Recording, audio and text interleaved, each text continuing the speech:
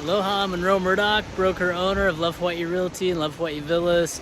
I'm here in Ko Olina, just outside of Lagoon 2, on the ocean frontage here, just to give you an update on Hawaii travel and tourism and vacation planning. This one's a little more off the cuff and unscripted. Just want to show you the scenery there a little bit. Not a whole lot to report actually from this past week. I mean, not really much of note. I'll go over a few things today.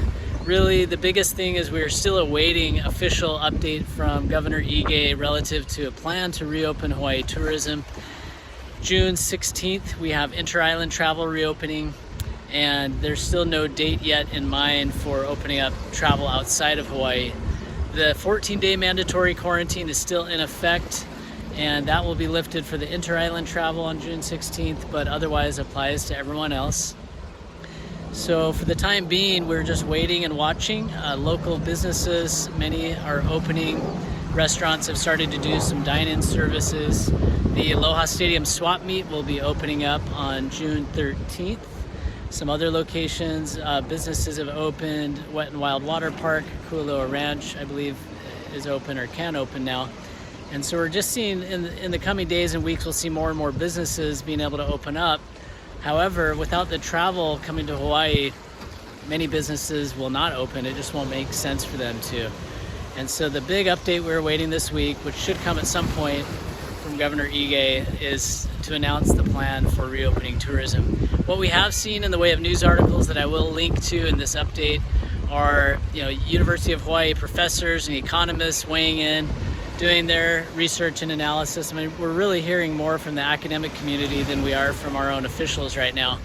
And they're just sharing information about how bringing travelers here without properly testing them and making sure that people are negative will likely lead to a spike in COVID-19 cases and outbreak. So there's a bit of that fear and concern that if they just allow travel to happen without some kind of testing mechanisms or screening in place, that the case counts will get out of control in Hawaii, and certainly nobody wants that to happen.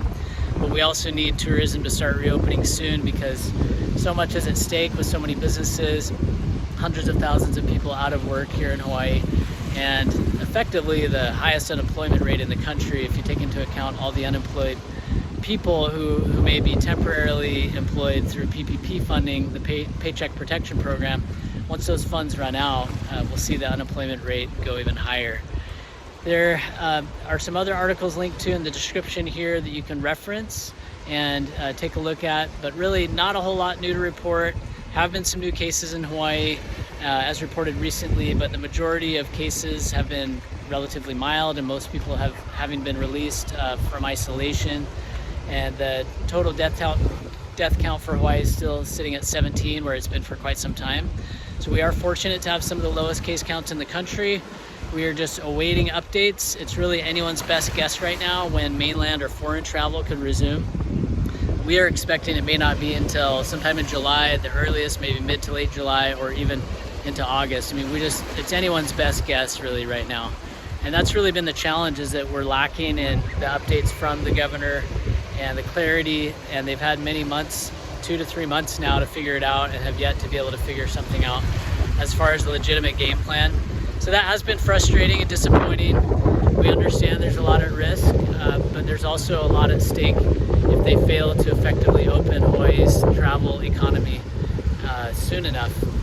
And so the hope is that they can get it together with that. Those who have future travel planned just have to keep watching for the updates and continue to put things out there that people can see what's going on. And the whole concept we're promoting right now is to, dream now, travel later, and book today. So you can plan for the future, you can book travel for the fall months, future dates that should be more feasible. Right now, the summer is just a big question mark as to whether anyone will be able to come. So if there's any other questions you have, let us know. Feel free to comment. Be sure to like and subscribe. Share these video updates with others. You can get the full breakdown by going to the article linked to in the description. On our blog, we'll have links to all the news articles related to this past week. And as needed, we'll do updates either every few days or once a week, just depending on how significant the updates are that come out. But again, as I scoured all the news articles from the past week or so, there really wasn't anything too significant or surprising that we didn't already know or that hadn't already really been talked about. And so that's all for now, and you guys stay safe out there, and we'll see you in the next video. Aloha.